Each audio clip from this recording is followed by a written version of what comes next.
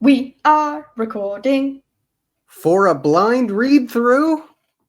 a blind. Yeah.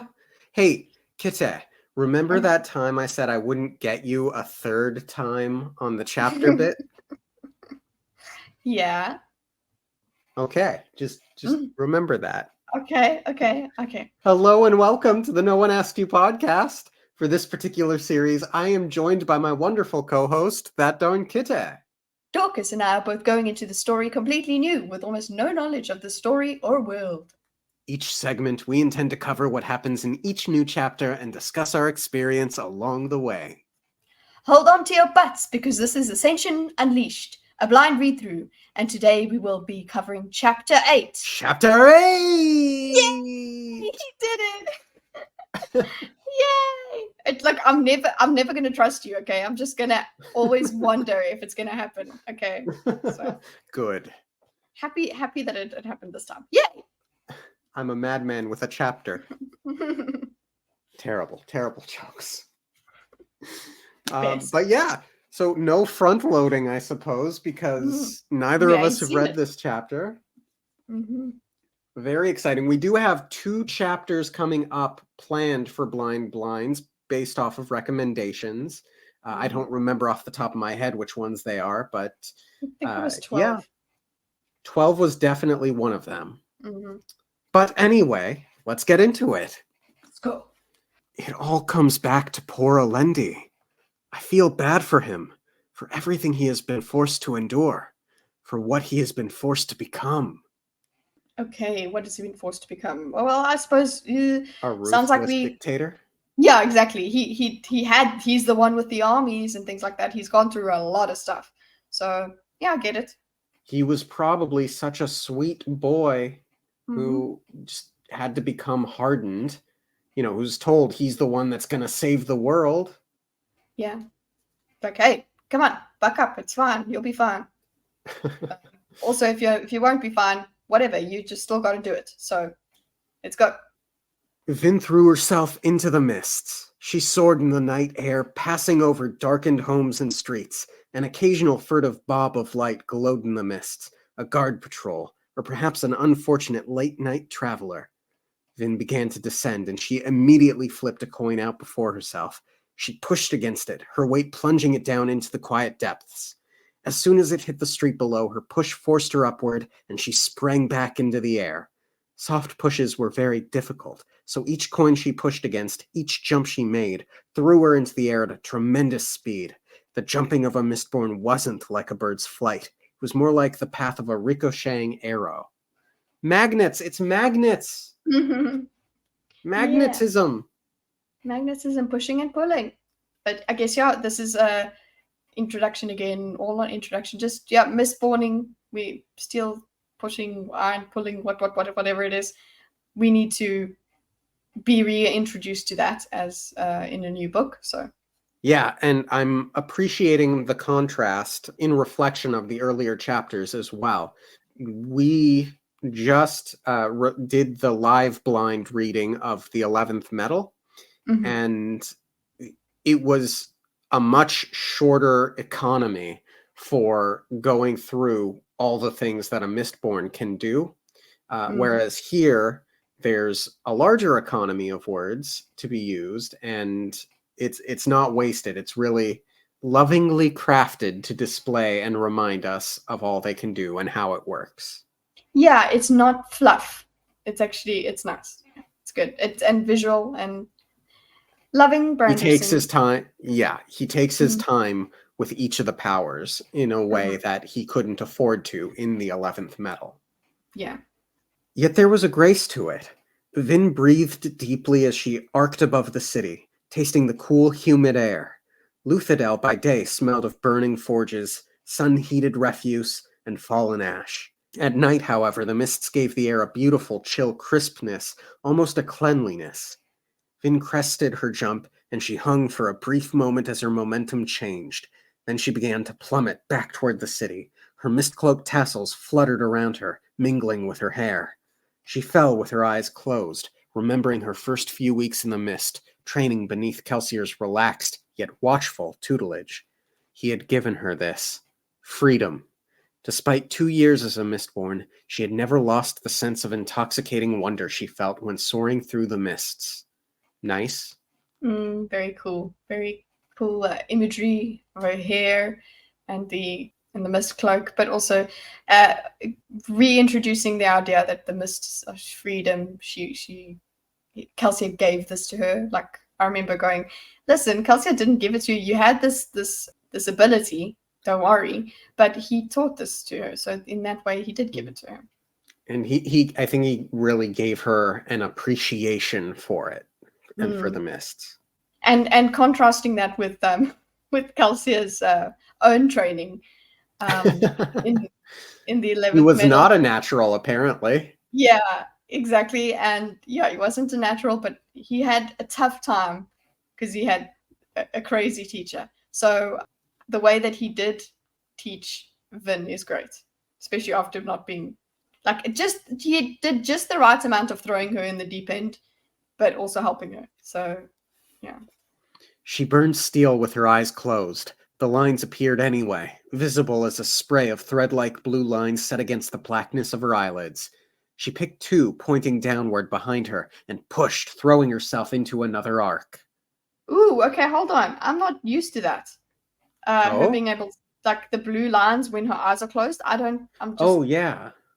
I didn't know that. Like, she could literally just she sees the lines with her eyes closed. Yeah. It's not that I'm saying this is like law breaking, but I just haven't noticed that before, so it's new. Yeah, that is new. Good catch. Ooh, what does that mean? What does that mean? Vin is still Inquisitor. I don't know. What did I ever do without this? Vin thought, opening her eyes, whipping her mist cloak behind her with one arm. Eventually, she began to fall again, and this time she didn't toss a coin. She burned pewter to strengthen her limbs and landed with a thump on the wall surrounding Keep Venture's grounds. Her bronze showed no signs of allomantic activity nearby, and her steel revealed no unusual patterns of metal moving toward the keep. Ooh, are we gonna get finally up close and personal with the Watcher? Do you think? Let's see. Is this the chapter? I want it to be. Let's go. We're out there. Everything's in place. Vin crouched on the dark wall for a few moments, right at the edge, toes curling over the lip of the stone. The rock was cool beneath her feet, and her tin made her skin far more sensitive than normal. She could tell that the wall needed to be cleaned. Lichen was beginning to grow along its side, encouraged by the night's humidity, protected from the day's sun by a nearby tower. Vin remained quiet, watching a slight breeze push and churn the mists. She heard the movement on the street below before she saw it. She tensed, checking her reserves before she was able to discern a wolfhound's shape in the shadows. She dropped a coin over the side of the wall, then leapt off. Orasur waited as she landed quietly before him, using a quick push on the coin to slow her descent. You move quickly, Vin noted appreciatively. All I had to do was round the palace grounds, mistress. Still, you stuck closer to me this time than you ever did before. That wolfhound's body is faster than a human one. I suppose, Orasur admitted. Think you can follow me through the city? Probably.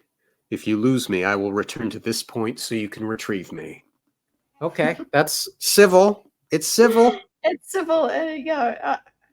Now that he is in a dog's body, I'm just thinking of just dog behavior. It's like, oh, well, this is the last place I saw you, so I'm going to come here. Not just that, he uses the word retrieve. Dogs retrieve. Yeah, retrieve. Come on. Vin, the golden retriever. Golden, never mind. Stop. Bad jokes. Vin turned and dashed down a side street. Orasur took off quietly behind her, following. Let's see how well he does in a more demanding chase, she thought, burning pewter and increasing her speed. She sprinted along the cool cobbles, barefoot as always. A normal man could never have maintained such a speed. Even a trained runner couldn't have kept pace with her, for he would have quickly tired. With pewter, Vin could run for hours at breakneck speeds. It gave her strength, lent her an unreal sense of balance. As she sought down the dark, mist-ruled street, a flurry of cloak tassels and bare feet. Orasur kept pace. He loped beside her in the night, breathing heavily, focused on his running. Impressive. Vin thought, then turned down an alleyway. She easily jumped the 6-foot-tall fence at the back, passing into the garden of some lesser nobleman's mansion. She spun, skidding on the wet grass, and watched. Orasur crested the top of the wooden fence, his dark canine form dropping through the mists to land in the loam before Vin. He came to a stop and rested on his haunches, waiting, quietly panting. There was a look of defiance in his eyes. Ooh, this relationship continues. Yeah. This antagonism between them. Adversarialness. Adversarial, yes. This, what is up? We need to have some sort of yelling match, and they need to become catharsis. Friends. Yes, we need catharsis. We need some sort of processing. I don't know what it is between them. And he's being a good boy so far. Come on. I like the competition of this as well. Yeah, which is actually, she's kind of this is a kind of positive thing, so maybe you can start liking him. I don't know. But also, I'm trying to, he looks defiant while being a dog, so I'm just loving it. So okay, all right, Vin thought, pulling out a handful of coins. Follow this. She dropped a coin and threw herself backward up into the air. She spun in the mists, twisting, then pushed herself sideways off a well spigot. She landed on a rooftop and jumped off using another coin to push herself over the street below. She kept going, leaping from rooftop to rooftop, using coins when necessary. She occasionally shot a glance behind and saw a dark form struggling to keep up. He'd rarely followed her as a human. Usually she had checked in with him at specific points. Moving out in the night, jumping through the mists, this was the true domain of the Mistborn. Did Elend understand what he asked when he told her to bring Orasur with her? If she stayed down on the streets, she'd expose herself. She'd landed on a rooftop, jarring to a halt as she grabbed hold of the building's stone lip and leaned out over a street 3 stories below. She maintained her balance, mist swirling below her. All was silent. Well, that didn't take long. I'll just have to explain to Elend that Orasur's canine form thumped the rooftop a short distance away. Okay, look, Vin, come on, Vin. You're just looking for excuses. Yeah, she is. But he ate Calcia. It's like, but he's a creature, okay? He's not a human. I guess that's what upsets her as well. But I don't know. It's weird. Yeah. He padded over to her, then sat down on his haunches, waiting expectantly. Good boy. Sorry. Aw. So cute. Don't say good boy to him, though, because that's be patronizing, I suppose. Oh, he's would hate it. Yeah. He's already, like, upset about having to be in a dog's body. That's degrading, and, so don't say that. But anyway. Vin frowned. She'd traveled for a good 10 minutes, running over rooftops with the speed of a Mistborn. How did you get up here? I jumped atop a shorter building, then used it to reach those tenements, mistress. Then I followed you along the rooftops. They are placed so close together that it was not difficult to jump from one to another. Vin's confusion must have shown, for Orasur continued.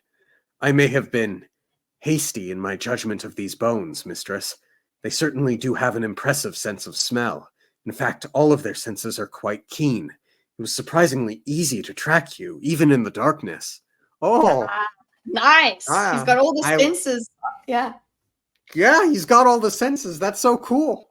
Oh, sorry, it's cool, Vin. It's really cool. And I may have been hasty. He's never done it. He's coming around. Yeah.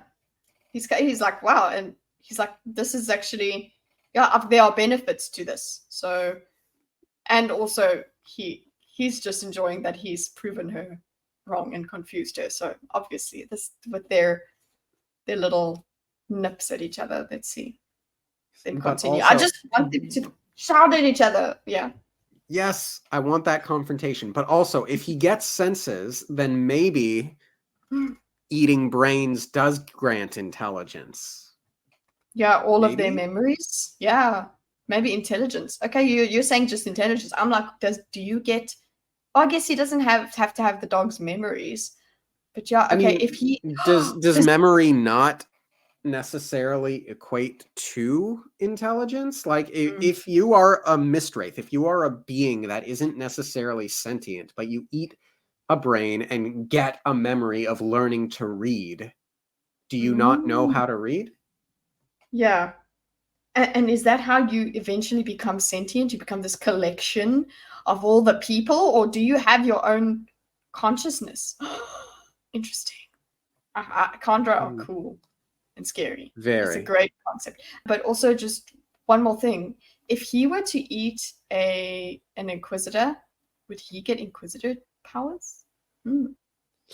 Elements. But he clearly, like, was he able to elements when he? I don't think he was able to elements when he was Calcia. So there's that. But physically, I don't know. We don't know. No, Actually, we don't, but I wanna. Oh, I don't know, because like, wouldn't you think that allomancy is kind of like a sense of smell or something? It's Like genetic, it's certainly. genetics, yeah, and it's in your body. So, interesting. That is out questions. But also, I want to know how Vin's gonna take this. Hmm. If something considers her easy to track, that could set Hmm. her off. Yeah, she's like, oh, there's sense. There, yeah, it sets her off. What do you mean in like paranoia? Yeah. And also, she is not going to feel good that he can track her because she doesn't like him. Yeah. Mm. It was surprisingly easy to track you, even in the darkness. I see. Well, that's good. Might I ask, mistress, the purpose of that chase? Vin shrugged. I do this sort of thing every night. It seemed like you were particularly intent on losing me. It will be very difficult to protect you if you don't let me stay near you. Okay. Orasur is like data. Mm-hmm. He's It got to. just clicked in me. Mm-hmm. He's like data, or like a less intellectual version of Mr. Spock. He's that archetype. He's that robot, sort of. But yeah, but I don't. I'm not sure of his morality, his moral compass. But he's strange enough that you could expect some weirdness of thought and behavior. That's what I mean. Like, but he does have this weird. Okay, well, it is per the contract kind of thing. So yeah, we him. I like that he's asking her. Like, listen, what he's calling her out. I enjoy that. Yeah, and I'm reading into this a little bit of earnestness in the question, I think. Mhm. I don't know if that was intended or not, but that's Can what you I'm getting elaborate? out of it. Can you elaborate on earnestness? Because I'm thinking for me, maybe it's just me being female. It's kind of like this sort of passive aggressive way of confronting her and calling her out. Because I'm asking you a question. I'm not saying, hey, bitch, why you do this? But I'm saying, like, well, why are you being so difficult to follow? You're saying, oh, okay, well, there must be a purpose to this chase. So I will ask you about the purpose because like you want me to avoid, you want me not to question the purpose of any of this, but I'll ask you and I'll do it politely, and you kind of have no reason to not answer me. That's another thing Well, about being passive aggressive is like, look, I just said things nicely to you. So well, that's exactly why I said I don't know if that was intended or not, because I can totally see someone reading this as still having that adversarial tint to it. But on my first initial reading here, my instinct was that he was genuinely asking, what was the point of this? What was the point of the chase? It seems like you're trying to get rid of me, but you promised Elend that you'd keep me around. So, like, what's going on? Kind of a I want thing. to believe. I want to believe he's earnest. I want to believe that he's got good stuff in him. Yeah, we'll see. Mm-hmm. Might I ask, mistress, the purpose of that chase? Vin shrugged. I do this sort of thing every night. It seemed like you were particularly intent on losing me. It will be very difficult to protect you if you don't let me stay near you. Protect me? You can't even fight. The contract forbids me from killing a human, but I could go for help should you need it.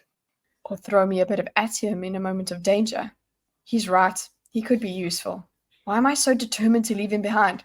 Yes, why? Why are you so determined? What's wrong with him? Is it It's a Calcia thing. Yeah.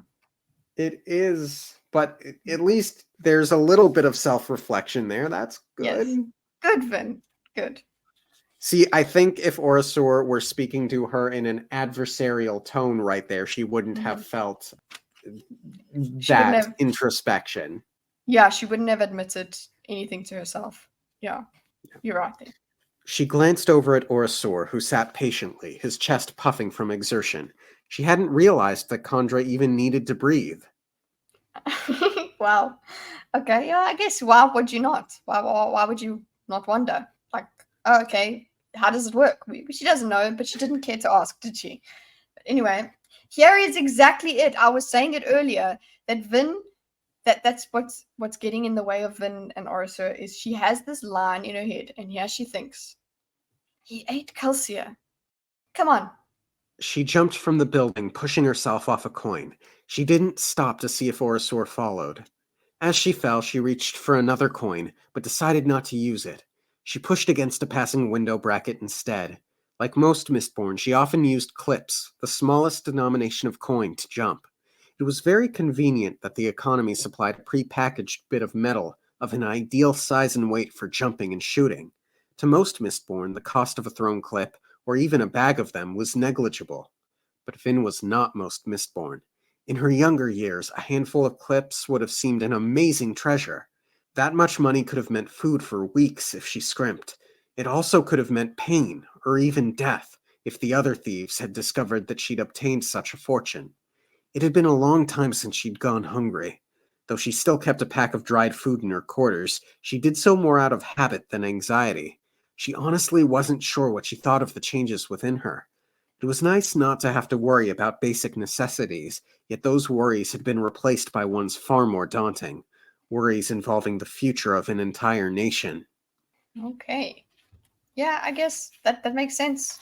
And also it makes sense that she wouldn't have time to she can think about those concerns ahead of ahead of the whole nation and forget about her personal growth as well, or her personal, yeah, just not spend time figuring out what she thinks or why she's acting the way she's acting. It's just like, oh, I've got to focus on what's in front of me. Yeah. You hear about people who have built-in habits born of tragic, traumatic circumstances that they feel compelled to do. So can't blame her. She's gotten better, okay? Like she couldn't get food without putting it in her pockets in the beginning, okay? So she has come far. yeah, but it was so endearing that worries involving the future of an entire nation, the future of a people. She landed on the city wall, a structure much higher and much better fortified than the small wall around Keep Venture. She hopped up on the battlements, fingers seeking a hold on one of the merlins as she leaned over the edge of the wall, looking out over the army's fires. She had never met Straff Venture, but she had heard enough from Elend to be worried. Okay, yeah, but we also know that Elend over-exaggerates. On what? I don't think you can over-exaggerate on Straff. He is absolutely as Elend specifically thought that he was in many ways worse than the Lord Ruler. Oh yes, remembering that. Yes, definitely. Yeah, he's worse than the Lord Ruler. It's like, no, I think that is an over-exaggeration. That's, you just don't know the Lord Ruler, sir. That's why. One day I will make it a chapter without shitting on Elend. I promise. Oh, I don't think I did in the last. Okay, there you go. Yeah, we didn't because we didn't mention him. There you go. Done. Achievement unlocked. She sighed, pushing back off the battlement and hopping onto the wall walk. Then she leaned back against a merlin.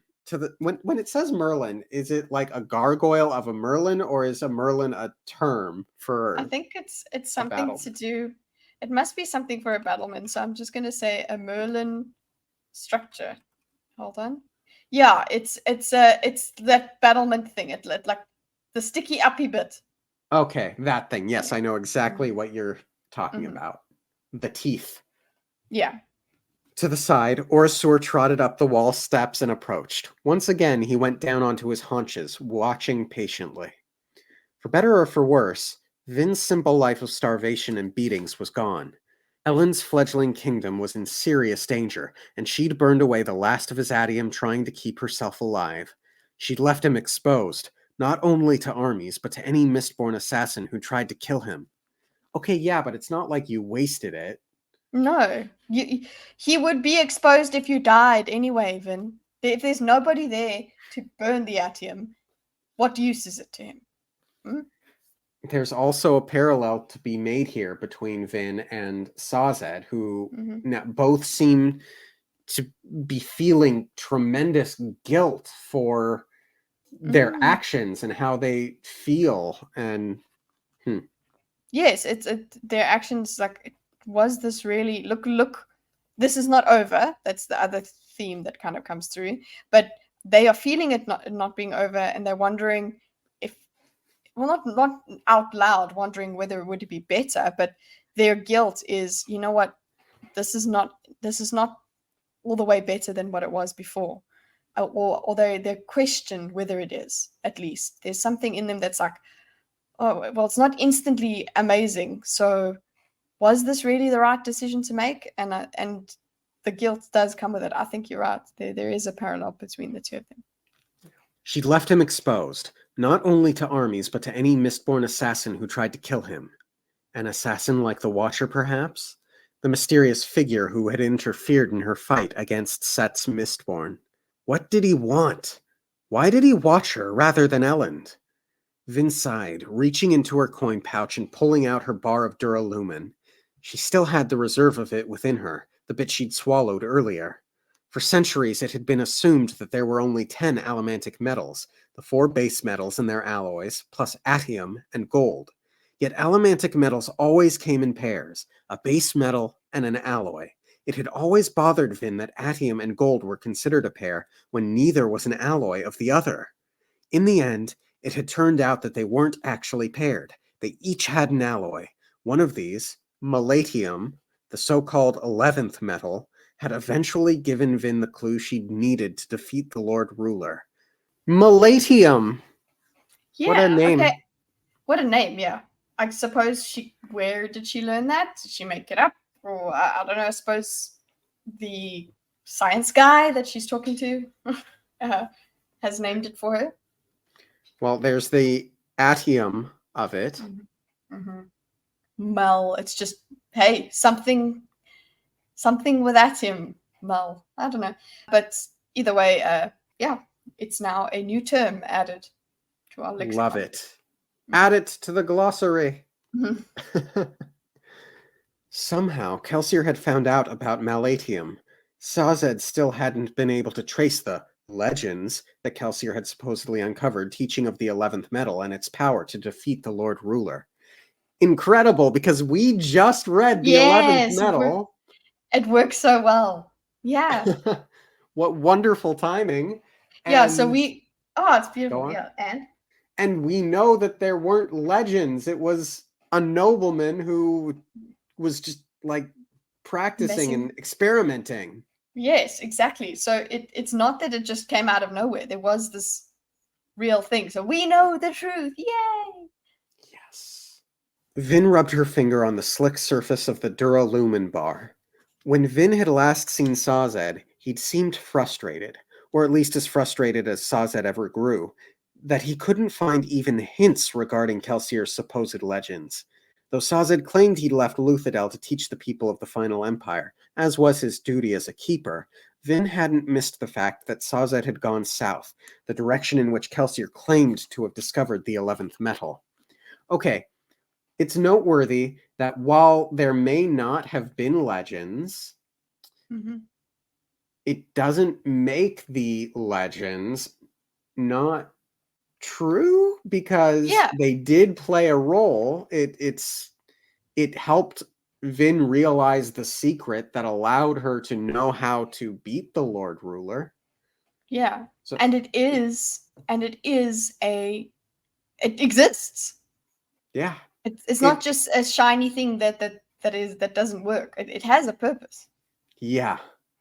It's not like it was a magic bullet, so to speak, but it did lead it had a function. Yeah. Yeah, and it did lead to what made her think, okay, it was part of her.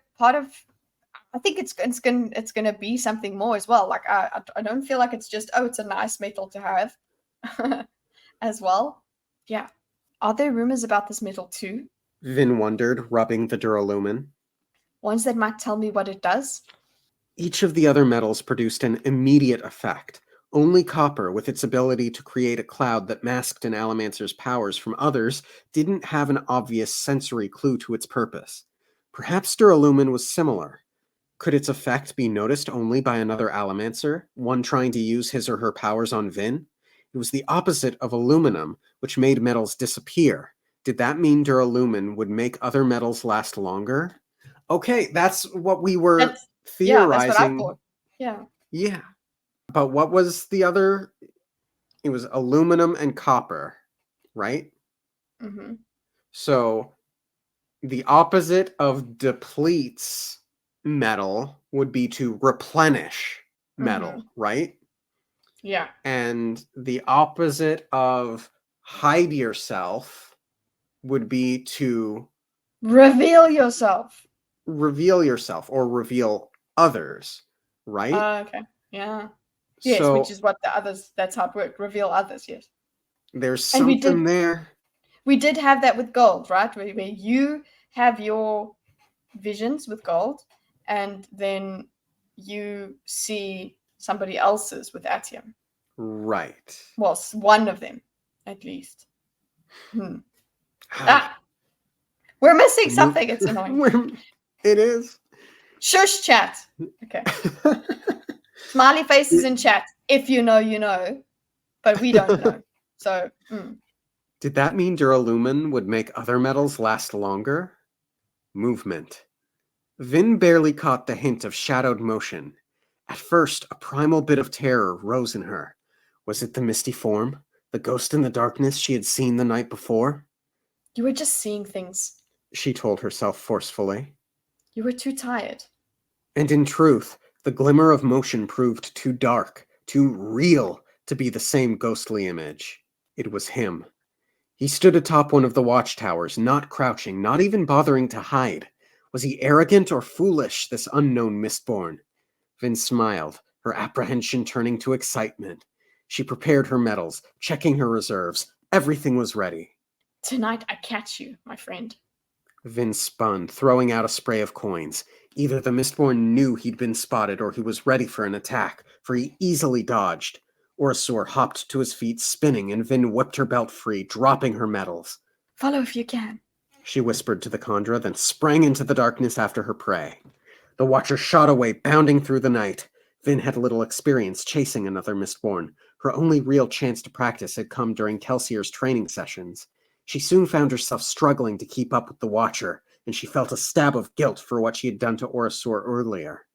She was learning firsthand how difficult it was to follow a determined Mistborn through the mists, and she didn't have the advantage of a dog's sense of smell. Yay, she noticed. She actually felt a stab of guilt. I'm glad we are getting somewhere. She's actually caring a little bit about what she's done to Orasur. Well done, Vin. Yes, the growth. However, with her tin burning, she managed to track the Watcher with her eyes and ears as he moved toward the center of the city. Eventually, he dropped toward one of the central fountain squares. Vin fell as well, hitting the slick cobblestones with a flare of pewter, then dodging to the side as he threw out a handful of coins. Metal rang against stone in the quiet night, coins plinging against statues and cobblestones. Vin smiled as she landed on all fours, then she bounded forward, jumping with pewter-enhanced muscles and pulling one of the coins up into her hand. Woohoo! I'm so excited! Action! Her opponent leaped backward, landing on the edge of a nearby fountain. Vin landed, then dropped her coin, using it to throw herself upward over the Watcher's head. He stooped, watching warily as she passed over him. Vin caught one of the bronze statues at the center of the fountain and pulled to a stop atop it. She crouched on the uneven footing, looking down at her opponent. He stood, balanced on one foot at the edge of the fountain, quiet and black in the churning mists. There was a challenge in his posture. Can you catch me? He seemed to ask. I don't think he wants her dead. I think he's interested in some sort of Yeah, a test of some kind to see, maybe to Yeah. see if she's worthy of something, or Yeah, it seems to be a test. That's what I'm thinking. Like, yeah, catching whatever she gets when she catches him doesn't seem to be death at the yeah, moment. I really don't want to eat my words. yeah. I, as with Orasur, there's some kind of adversarial thing going on Mm. here, but it's not antagonistic. It's mischievous. It's curious. Vin whipped her daggers out and jumped from the statue. She pushed herself directly toward the Watcher, using the cool bronze as an anchor. The Watcher used the statue as well, pulling himself forward. He shot right beneath Vin, flinging out a wave of water, his incredible speed letting him skid like a stone across the fountain's still surface. As he jumped clear of the water, he pushed himself away, shooting across the square. Vin landed on the fountain's edge. Chill water sprang across her. She growled and jumped after the Watcher. As he landed, he spun and whipped out his own daggers. She rolled beneath his first attack, then brought her daggers up in a two-handed double jab. The Watcher jumped quickly out of the way, his daggers sparkling and dropping beads of fountain water. He had a lithe power about him as he came to rest in a crouch. His body looked tense and sure, capable. So cool. So much of cool. So cool. Vin smiled again, breathing quickly. She hadn't felt like this since those nights so long ago when she'd sparred with Kelsier. She remained in a crouch, waiting, watching the mist curl between her and her opponent. He was of medium height, with a wiry build, and he wore no mist cloak. Mm, Interesting. yes. What are the odds that this person is not a Mistborn? What is it? I have no idea. I'm just excited and here for the ride. Why no cloak? Mist cloaks were the ubiquitous mark of her kind, a symbol of pride and security. She was too far away to distinguish his face, but she thought she saw a hint of a smile as he jumped backward and pushed against another statue. The chase began again. A smile. Kelsier vibes. The Kelsier comparison to vibes. Kelsier. Is Kelsier Uh-oh. back? Oh, What are so you help me if doing? Kelsier is back somehow. But isn't Kelsier tall? Oh man, that's true. Never mind. But Kelsey's back in that she's having certain feelings in that way. Yes. Vin followed him through the city, flaring steel, landing on roofs and streets, pushing herself in great arcing leaps. The two bounded through Luthadel like children on a playground, Vin trying to cut off her opponent, he cleverly managing to stay a bit ahead of her. He was good, far better than any Mistborn she had known or faced, save perhaps for Kelsier. But she'd grown greatly in skill since she'd sparred with the survivor. Could this newcomer be even better? The thought thrilled her. She'd always considered Kelsier a paradigm of allomantic ability, and it was easy to forget that he'd had his powers for only a couple of years before the collapse. That's the same amount of time I've been training. Vin realized as she landed in a cramped street. She frowned, crouching, remaining still. She'd seen the Watcher fall toward the street. I don't think I could easily articulate what I think the Watcher represents to Vin, but I'm enamored with what the Watcher could represent for Vin. Is this who she could be?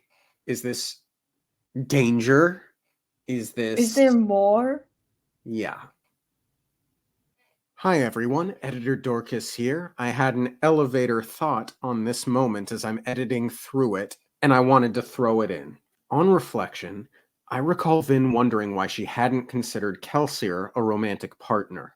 Earlier in this scene, she thinks that Elend doesn't understand what it means to be a Mistborn, to understand that part of her. So I think she sees in the Watcher someone who could understand that part of her, and she seems enamored by it. She hasn't accepted Elend's marriage proposal because of her insecurities.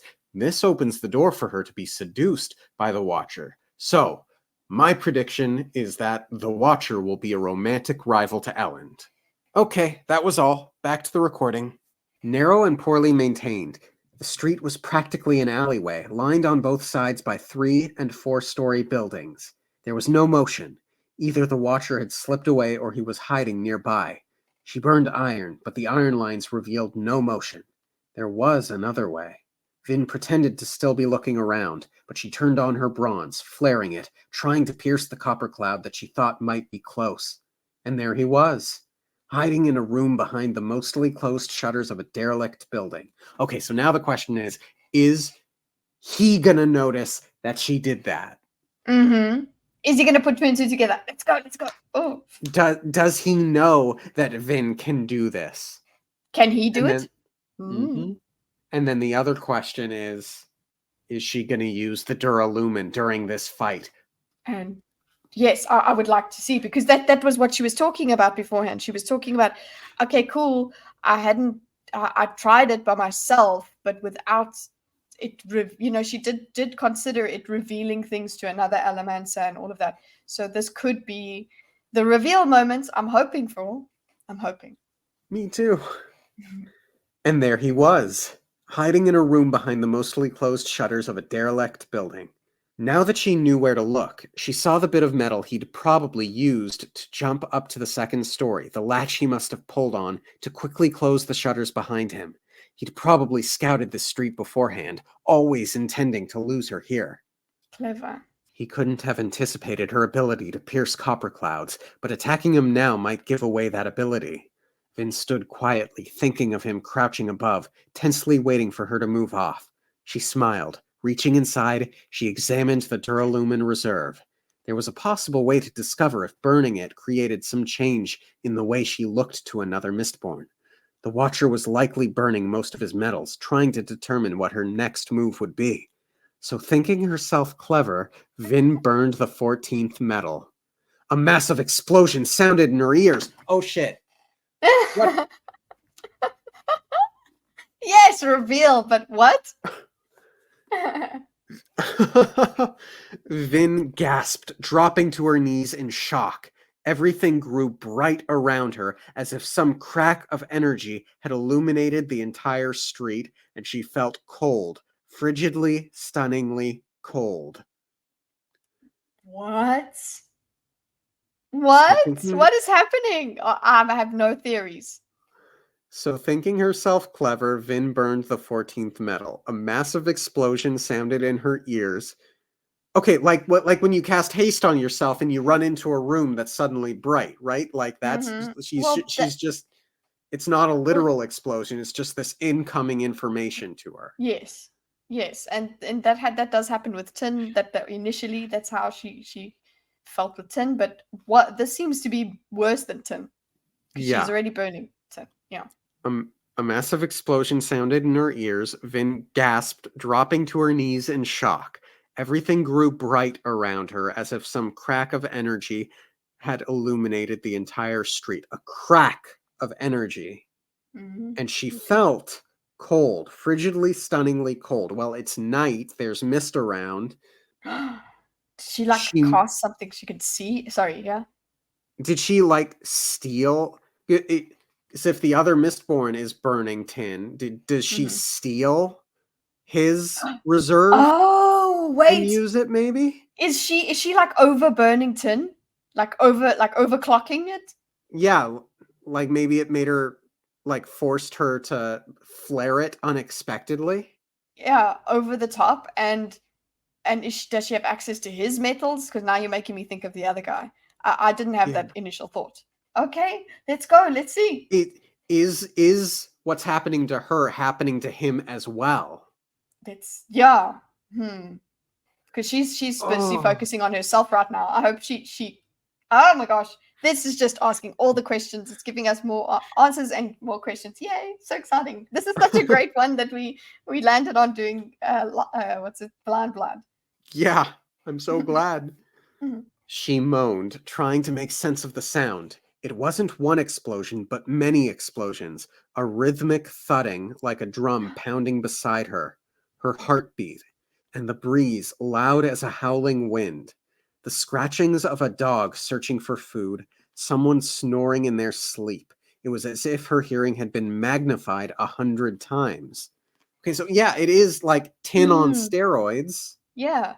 But the metals were aluminum and copper, not tin and anything.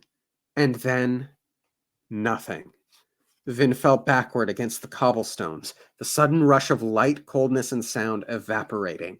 A form moved in the shadows nearby, but she couldn't make it out. She couldn't see in the darkness anymore. Her tin was gone. Her tin was gone.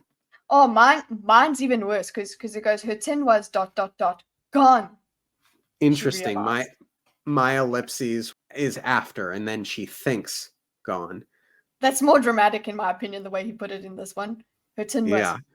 Okay, gone. so she must have been burning tin prior to burning the Duralumin. Yeah. So maybe it supercharged her Duralumin because if it ran out quickly, then maybe it puts you into overdrive on your metals that you are currently burning, but it reduces or it increases the rate at which you go through them.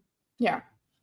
What mine does, mine says her tin was gone, and then it goes gone. She realized my entire store of tin has been burned away. I was burning it when I turned on the Duralumin.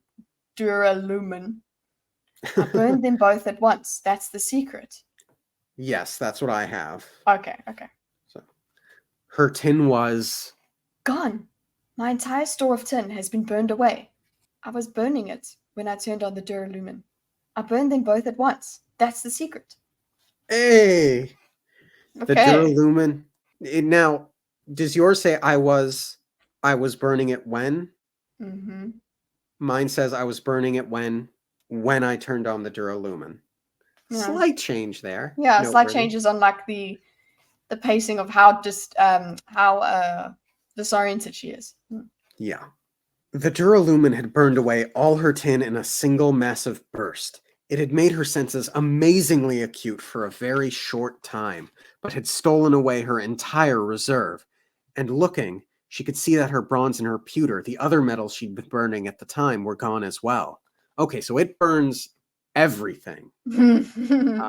But you have to be burning your thing. Wow. Yes. While Not before. you burn. Correct. Yes, because she just burned it by itself when she first tried it, and then because I was like, oh, is that going to now have an effect on her when she burns pewter against ham? But that didn't happen. It was fine. So you have to burn them at the same time.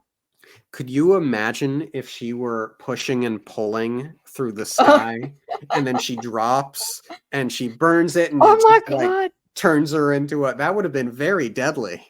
that would have been deadly. She's in the sky, so she's done pushing and pulling, and I feel like this is something that totally could happen. Oh my god, I'm scared.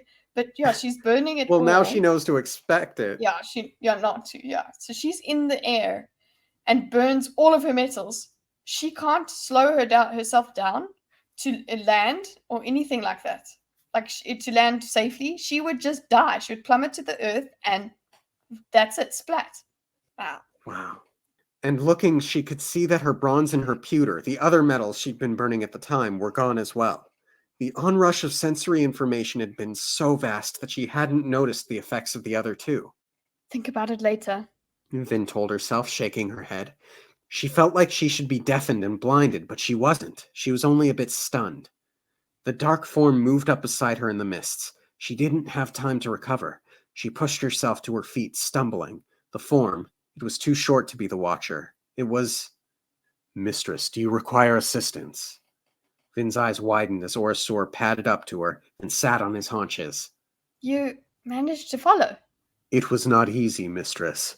Do you require assistance? What? No assistance. Vin shook her head, clearing her mind. I guess that's one thing I didn't think of by making you a dog. You can't carry metals for me now. The Kandra cocked his head, then padded over into an alleyway. He returned a moment later with something in his mouth. Her belt. He dropped it by her feet, then returned to his waiting position. Good doggo! You're a good boy. You retrieved. Vin picked up the belt, pulling off one of her extra metal vials. Thank you. That is very thoughtful of you. I fulfill my contract, mistress. Nothing more. Okay, hold on. No, okay, look. So we're at this. They're moving forward, okay? Because she has to tell him to do everything, right?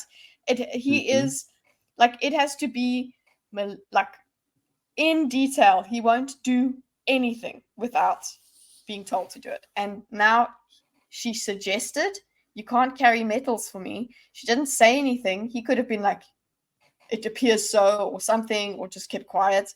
But he actually went and did something. This is big for me. But he does He's say making an overture. Yeah, I feel like he's like, I fulfill my contract, nothing more. But the thing is, you were fulfilling your contract differently before. So yes, there is a change. Yes, you are still just fulfilling the contract, but you've done something different. You're a good boy. Stop it. Don't call him a good boy. He's a man. Mm-hmm. I fulfill my contract, mistress. Nothing more. Well, this is more than you've ever done before. She thought, downing a vial and feeling her reserves return. She burned tin, restoring her night vision and releasing a veil of tension from her mind. Since she'd discovered her powers, she'd never had to go out at night in complete darkness. The shutters of the Watcher's room were open. He had apparently fled during her fit. Vin sighed. He didn't kill her during her fit. He doesn't want to. He's not an enemy. Uh-oh. The shutters of the Watcher's room were open. He had apparently fled during her fit. Vin sighed. Mistress! Orosor snapped. Vin spun. A man landed quietly behind her. He looked familiar for some reason. He had a lean face, topped with dark hair, and his head was cocked slightly in confusion. She could see the question in his eyes. Why had she fallen down? Vin smiled.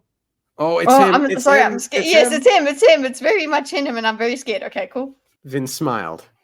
Maybe I just did it to lure you closer. She whispered softly, yet loud enough that she knew tin-enhanced ears would hear her. And why did you have to say it so flirtatiously, Kitta? Then again, maybe the Watcher is better than Elend. Just putting that out there. I think he's pretty cool so far. So anyway. The Mistborn smiled, then tipped his head to her as if in respect. Who are you? Vin asked, stepping forward. An enemy, he replied, holding up a hand toward her back. Vin hesitated. Mist swirled between them on the quiet street. Why then did you help me fight those assassins? Because I'm also insane. Vin frowned, eyeing the man. She had seen insanity before in the eyes of beggars. This man was not insane. He stood proudly, eyes controlled as he regarded her in the darkness. What kind of game is he playing? She wondered.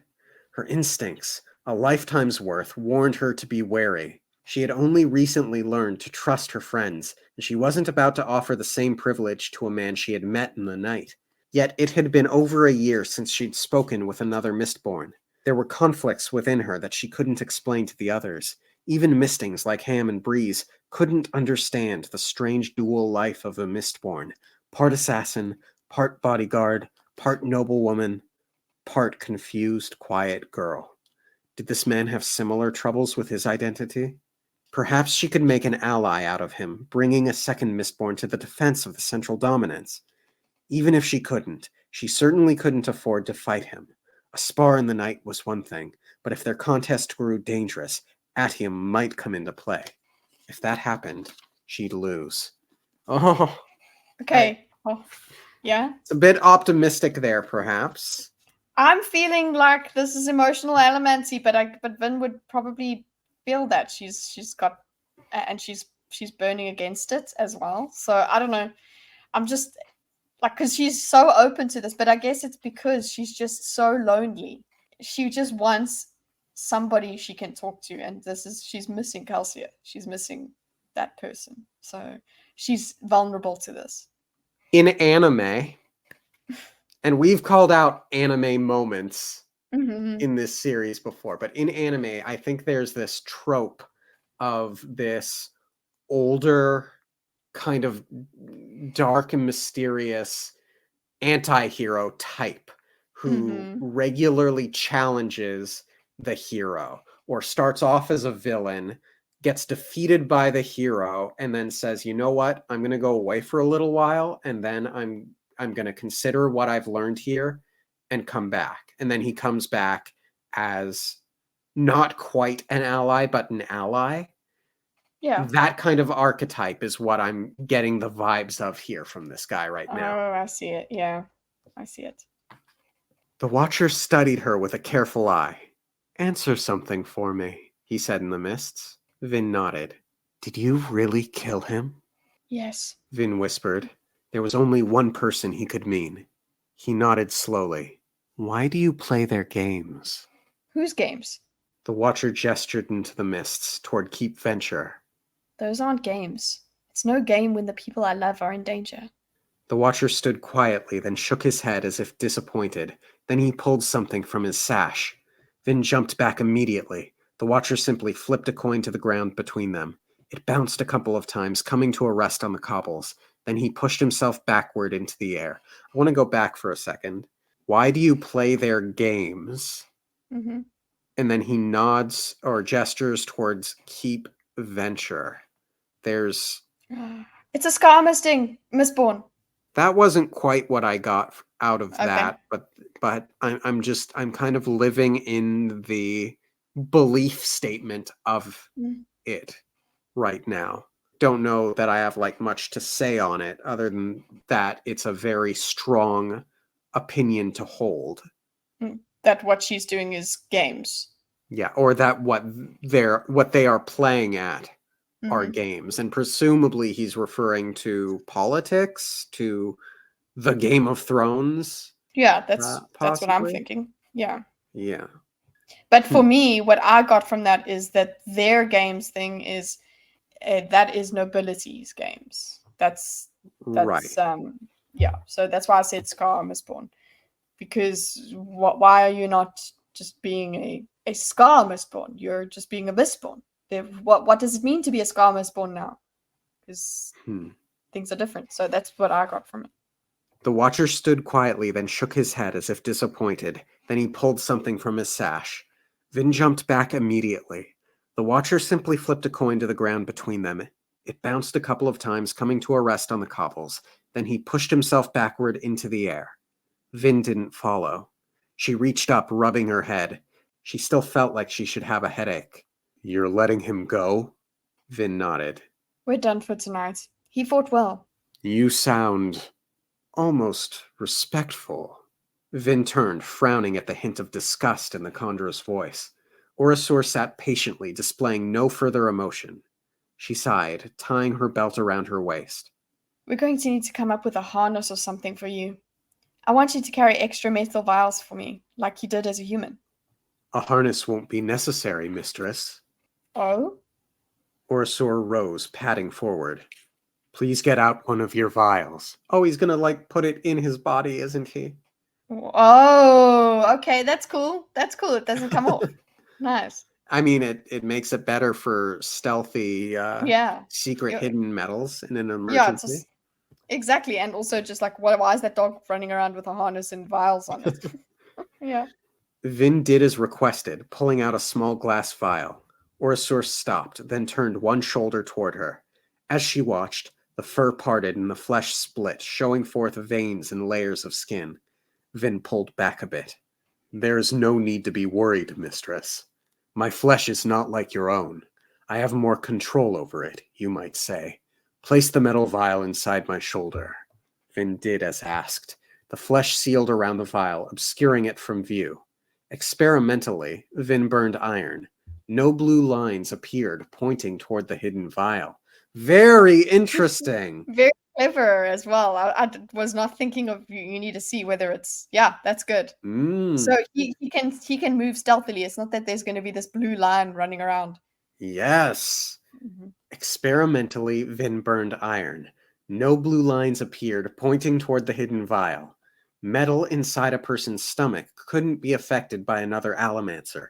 Indeed, metal piercing a body like Inquisitor spikes or Vin's own earring couldn't be pushed or pulled by someone else. Apparently, the same rule applied to metals hidden within a Kandra. I will deliver this to you in an emergency. Thank you. The contract, mistress. Do not give me thanks. I do only what I am required. Vin nodded slowly. Let's go back to the palace then. I want to check on Elend. Okay. Wow. Okay, so we've got this no thank. You can't give him thanks because it's just sorry, I know it's big crazy, but I'm stuck on this their relationship here because he says no thanks. I'm just doing what I'm told. So I'm not doing this. When he says that, it's I'm not doing this so that you thank me. I'm not doing this because I like you. That's what I'm getting from it when he keeps reminding her. But the fact that he needs to keep reminding her is kind of like he's needing to reject the thanks. They're getting into this thing of she's thanking him. She knows she doesn't have to, but she's doing it, so she actually cares. So I'm that hoping that matters. yes, I want them to be friends. Okay. And we don't know how a Kandra thinks or perceives the world. Maybe Yeah. he is incapable of feeling emotions, and he's just Yes. maybe he is data. Mm-hmm. And there are plenty of stories of this robotic archetype learning to feel emotions of some way. So Oh yeah. these niceties, they do matter in little They bits. do. And They do matter. Yeah. I love it. Hmm. And cool chapter. Such a great chapter to have planned. Oh yeah. Very. Yeah, we lucked out again with this one. Yeah, it was just it was just dumb luck. Yeah, we're just like, hey, short chapter. Let's double record. But also, I guess that helped with that. That just shows Brandon's pacing. So like we had the short chapter, and then we have this very exciting chapter. So it worked out really nicely. Yeah. Okay. Let's do a quick run through of the metals and imagine what a supercharged version would be like. So pulling a metal, but it's supercharged. It comes at you really fast. Yes, not a good idea. Same with pushing. And we already discussed, like, if she were flying when she did that, she'd have splatted. Mm. 10 increases the senses. We got that one firsthand. Pewter makes you strong. So it would make you very, very strong. You'd be the Hulk. For a tiny bit of, yeah. And that seems very dangerous because I remember Kelsier warning, what happens if you're lifting something heavy and your pewter runs out? It crushes you. So that's very dangerous. Could be good for like a quick punch or something. One punch Vin. One punch Vin. Okay, so then there's soothing and rioting, right? Oh, that would probably just mess somebody's brain up. That's pretty cool. That would be really tough because the Casting strength, confusion. Yeah. The strength in rioting and soothing that we had learned from the last book was in its subtlety, being able to do it without being noticed. Presumably, a person who notices would be able to willpower their way out of it. Perhaps it would make this so strong that you would have no choice. Yeah. Even if you know. Ooh. Yes. Oh, it's compulsion. Wheel of Time people will know. Yeah. And then there's hiding and revealing. Which, if that happened at the same time, I don't know. Nothing. Yeah. Well, I mean, hiding, maybe it's just like leveling up. Like Vin can pierce copper clouds. So could your average Mistborn who is not special learn to do that if they're burning Duralumin? But then if someone is burning Duralumin and hiding themselves, does that in turn make it impossible to pierce? The possibilities. Oh my gosh, I'm loving this. This magic system. So cool. Supercharged atium. You see further into the future on either side. Or more accurately, which future will happen? Yes, like there is a difference, like the ones that are like the one that is certain. That could be the break in atium fights. But the thing is, it burns all of your atium. Jeez. But it gives you that moment. It turns it off, because before it was who can burn it the longest. That's when it runs out. That's how you die, basically. We're flipping the script. Now it's who can burn it the fastest. Who can burn it the fastest and see the clearest. Interesting.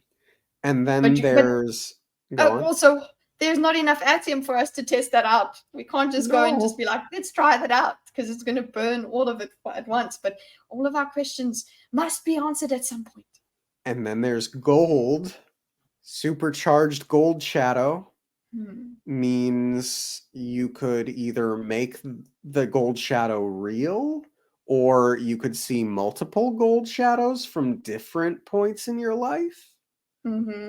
Or further then, down. Sorry. Yeah. Again, that further down thing. Like, but it's then who you could be at present. So, sorry, it's who you could be at present. So, yeah, I don't know. And then presumably it would be the same for malatium. Well, we don't know the answers. We'll definitely learn some of this, at least, I'm sure. Exciting stuff. Oh. Great chapter. Really, really great chapter. Thank you all for tuning in. If you haven't subscribed to That Dunkite, please go and do so. She's got a fantastic channel where she streams panel shows that I'm on sometimes, most of the times. Okay, every time. Yes, and she does diagram every Thursday.